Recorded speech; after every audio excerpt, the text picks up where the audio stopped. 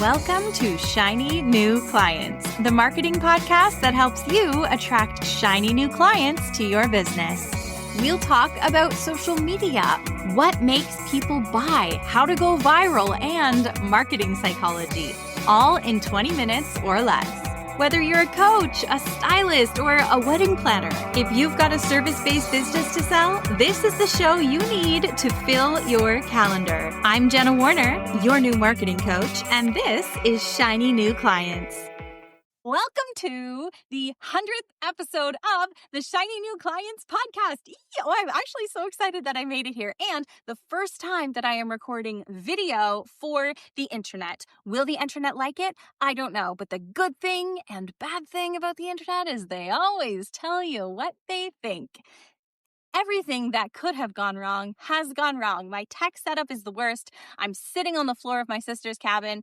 I'm like, this is the least professional setup that I've ever had, except for that one time when I had to record in my parents' basement because their TV was so loud. There was nowhere in the house that I could go that I couldn't hear it on the camera. So I hid myself under an ancient 30-year-old crocheted Afghan and recorded it from there. That was also not super professional. Okay, listen. I'm not a very big reader when it comes to actually reading the words with my eye holes, okay? But I'm a huge listener, and I am probably the only podcast out there not sponsored by Audible who's going to tell you how much she loves Audible. Audible, will you please sponsor me? Because legit, I listen to so many business books. I'm a slow reader. I'm not that great at it. I think I get distracted pretty easily. And so since Audible's come into my life, I've been able to consume so much learning, so much from business books, from marketing books, from manifestation books. I love it so much. So today, for my 100th episode, I'm going to tell you some of the biggest, one-liner, life-changing takeaways I have had from some of my favorite books for business owners. Hooray! My husband's family are readers. We often go to their off-grid cabin up in the wilderness of Manitoba, and his mom will get through multiple books in a week. His sister will get through multiple books in a week, and I will be hiking to the top of a hill to see if I can get cell service. Listen, I am an outdoorsy person. I love the outdoors, but when everybody is reading, I'm like, this isn't for me. I just get frustrated. I'm so bad at choosing books. It's just whatever. So we're at the cabin, right? And his mom's already on probably her second book of the week. And I go, okay, maybe I'll give this reading thing a shot. And I look at these old, dusty bookshelves. I have to climb a chair to get to them. Nobody's looked at these books in literally 10 years. And I found some books by Farley Mowat. And like I said, I like the outdoors. And Farley Mowat is this old school Canadian author. He was writing books back in the 60s. He's an environmentalist and he loves nature, and they're often about outside. And I found this book called Never Cry Wolf, and I dug in and I couldn't stop. I loved it. I couldn't put it down. I sped through it. I loved it. And then I was like, give me more Farley Mowat. I want to read everything I can get my hands on. This particular book, Never Cry Wolf, was about him living up in the Canadian wilderness, basically befriending wolves and talking to Indigenous people that explained how to comprehend their howls and what the groups of wolves were saying to each other. I was obsessed with it, right? I'm like, this is the best. And I get back to civilization and I go to my mom and she's like, oh, I have a bunch of Farley Mowat books here in the bookshelf. I didn't really care for him. You can have all of them. And he's got these war stories about his time in the war and all of these. I loved it. I loved it. And then I have a point, I swear. So I go on vacation to a canoe trip in the Yukon. And I think I'm going to find a bookstore in Whitehorse and I'm going to see if they have Farley Mowat, and I'm going to get one of his adventure stories to go along with this grand adventure I'm about to have on this canoe trip. As I was Googling which books I should look for and what they were about, I came upon a quote from my hero, Farley. Let me read you this quote. I never let facts get in the way of truth. Farley Mowat came under fire for embellishing his stories. And some of the moments that I had fallen in love with weren't even true. They were lies and embellishments. And yes, they made for a good story, but I thought they were true. And I felt so misled by Farley Mowat. I don't even know if he's still alive. Farley, if you're out there, You owe me, man. I felt so misled that I again gave up reading for a second time, which is maybe ridiculous, but and then there was another book that I loved reading in high school. It's called Go Ask Alice, and it's the journal of this girl who gets, struggles with addiction and goes through all this stuff. And I remember I think I read it twice in high school. I loved it so much. That one was written in the 70s, 1971. And then we discover that's a lie too. And she basically made up the story and fictionalized it. And it was like this housewife, and she didn't even go through it, and it wasn't true. So I felt so lied to. So, okay. So back to business books. It's like business books for me. I don't want to listen to any stories. I just want to learn. And that it has problems of its own. I should probably read something that's just entertainment. But right now, I just love business books. I love positivity books. I love books about manifesting. I love books about goal setting, all of that. And that's what I'm into. So that's what we're going to talk about. Favorite book of all time, The Happiness Advantage by Shawn Achor. I love it. It's bright orange. You can't miss it. He also has a TED Talk. So if you want to watch that, you can watch that. I love this book.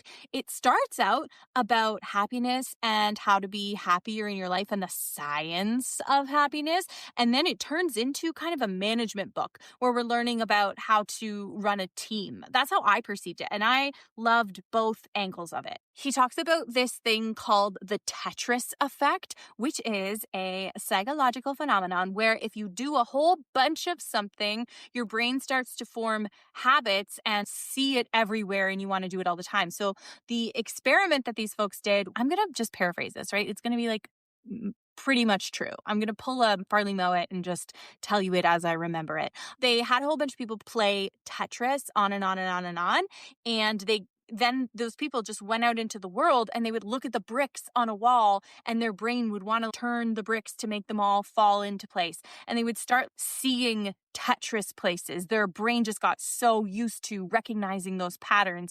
And one of the stories that Shawn tells is he played a ton of Call of Duty, which is like a shoot 'em up video game. And then he walked out of I think it was his dorm. He walks out of his dorm and he sees a police car, and he goes to open the police car door, and his hand is reaching for the handle. And then he sees his reflection in the mirror and he goes, whoa, what am I doing? Because one of the things you do in Call of Duty is you steal police cars. And he was just walking up to do it because he had this pattern ingrained in his head from playing so much of the video game. Amendment. My husband just heard me listening back to the audio here and corrected me that it's actually Grand Theft Auto, not Call of Duty. So I'm not embarrassed for not knowing that. And then he relates in the book, he tells you how you can use this to be happier, to go after your goals, all of that stuff. By practicing seeing positivity, by practicing seeing opportunity, you're going to start to see it more. Right now, there might be opportunities that are just passing you by. Somebody pitches you and you don't even hear it, right? Somebody says they have a problem that your service could solve, and you maybe don't even hear it because you're not used to clocking those opportunities or being brave enough to grab them. And that's just one small example to put it in sort of a business perspective. That was so cool. I love that the idea of strengthening these neural pathways in your brain that look for the sunny side, that look for the opportunity, the positivity. Loved that. I think I read that one twice. I think I actually read that one. Maybe I should go listen to it now. I can listen to it and read it. Okay, this next book I have talked to you about before. I've mentioned it before because I love it. It's Get Rich Lucky Bitch by Denise Duffield Thomas. I listen to this book all the time, endlessly. If I ever can't decide what to listen to, I just pop it on. I've listened to it cover to cover, metaphorically, cover to cover. I've listened to it, and it gets me in a good mood. It gets me manifesting. It gets me like attracting money. It gets me feeling more positive about my business on the days when we don't feel positive about our business. I love this. And my favorite thing from this book is, well, firstly, she introduces it as manifestation for practical Virgos. So she says at the beginning. So it's like, yes, it's a little bit woo in that she's talking about, getting the universe to send you the things that you want, but it's seriously action oriented. So I don't think you need to be woo to benefit from it. For instance, she says marketing is manifesting, because yes, we need to have this one side of our head that is like believing we can do something, that is getting rid of the negative mindset blocks that make us think that we're not capable of something. We want to journal it and we want to lock it into our brain. But then there's the other side where we need to actually take action, right? Because we can't just keep hoping for something, hoping for something, hoping for something. We can do all this work in our head, but we got to put pen to paper, right? We got to clickety clack on the keyboard.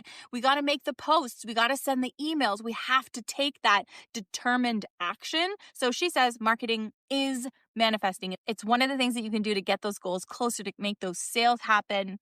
It's putting what you want out there in the world so you can get back what you want from the world. Love that. Live by it. It seems as though the books that I reference a lot. So I have listened to and read so many business books at this point, but this one tends to come up a lot, and it's How to Win Friends and Influence People. Another classic book. How to Win Friends and Influence People is by Dale Carnegie, and it was published October 1st, 1936. October 1st, Josie, that's your birthday. That's Josie's birthday. Josie's my dog. I remember when my friend told me to read this book, and I was in my early 20s, and I actually used to have a lot of communications issues, all right? I could have an entire another episode on this, but I wasn't always likable, and I didn't always have good communication skills. And my friend encouraged me to read this book, and then I remember telling people that I was reading it, and he came back to me and was like, Jenny, you're not supposed to tell people you're reading that book, because it is about persuasion and influence and how to win friends using psychology, which for me ended up directly transferring into my career in marketing. It's so cool. I just pulled up a little bit of info about this, and the original print ran 5,000 copies and sold out almost immediately. This book has been this popular for coming up on 100 years. Biggest takeaway from How to Win Friends and Influence People is if you want somebody to do something, you have to tell them what's in it for them. Coincidentally, or not so coincidentally, that's also the first rule of copywriting. When you write an email to your list, you write any sort of sales copy, you have to immediately talk about the reader and why this matters to them. Another setting we might put this in, because I teach social media. If you're new here, hi, I teach service-based business owners how to get clients from Instagram, grow on Instagram, get more followers and all that stuff so that you can get more clients and grow your business. If you just say to somebody, like this post, you are asking them to do something for you. But if you say, save this post so that you can return to it later, okay, well, that's a completely different thing we're talking about, right? That's for them. You're like, I just gave you a bunch of value bombs. You probably won't be able to remember them all. So why don't you save this post so that you can return to it? So save this post is going to be more for them, especially if we tell them why it's for them, versus like this post because I want more like. You know what I mean? Jelly bean? That's what my dad used to always say to me. He hasn't said that one in a long time. Maybe it's because I'm a grown adult. We're almost at the end. These are bite-sized episodes, baby. This one is Jonah Berger. Now, I always talk about this book, and I also always say the title wrong. It's also bright orange. Funny that. Contagious, How Things Catch On. And it's all about how to make content go viral and what goes viral. And I think he wrote it before social media. Well, I read it many years ago, so it's before social media was what social media is. But you know how there's that movie, that zombie movie, and it's called Contagion? So I always mix that up. Most important, most valuable thing that I learned from Jonah Berger. Oh, I also studied this book. I took a university course. Okay. If you know me, you know that I went to college for musical theater, but then I'll just take a random course, go online and just take a random course. And I used to do that all the time, and kind of strange ones sometimes, like how to run better virtual meetings. And that, oh my gosh, I'm on such a tangent right now, but I took that, how to run virtual meetings, before everything went virtual, before we were using Zoom. I took that back in Skype days. I remember, because I was in my Queen Street apartment. Why did I take that course? It's almost as if I knew the entire world and my entire life was about to go online. I didn't. Maybe I was bored. I don't even remember why I took that, but I learned so much from it. Anyway, I also studied this book in a university class where Jonah Berger had videos recorded, and you got to watch him go through chapter by chapter. So the most important thing that I learned is that viral content elicits an emotional reaction. Do you remember that cat meme? Before memes were memes, maybe your grade 5 teacher printed this out and had it on a poster on the side of her desk. I feel like that's where I first saw it. And it's a little tiny kitten, and it's like hanging off the edge of something, and it says, hang in there. That's like the origin of where memes came from. Why was that so popular? Why do so many of us recognize that image that I'm describing right now? It's because it elicits an emotional reaction. First, you're like, "Oh, kitty, so cute." And then you're like, "Oh, kitty, hang in there." And you're like, "Ah, self, hang in there." Emotional. Making people laugh goes viral. Making people angry goes viral. Making people cry goes viral. Making people feel things goes viral. It always elicits an emotional reaction. And I learned that from Jonah Berger when I was first starting my social media and marketing journey. All right, that's it. I'm going to link all those books below this episode. If you're new here, welcome. Welcome to my 100th episode. We talk about marketing, how to grow your business, the mindset around business. I have special guests that have expertise in all sorts of things around business and SEO and email marketing and all the things. If you're immediately like, I love this girl, I want to work with her, I want to get clients from Instagram, watch the free training that is below this episode. It's called How to Get Clients from Instagram Without Wasting Hours Glued to Your Phone. That will teach you the strategy that my clients use and tell you how to work with me. I drop new episodes every Monday, so I will see you next week.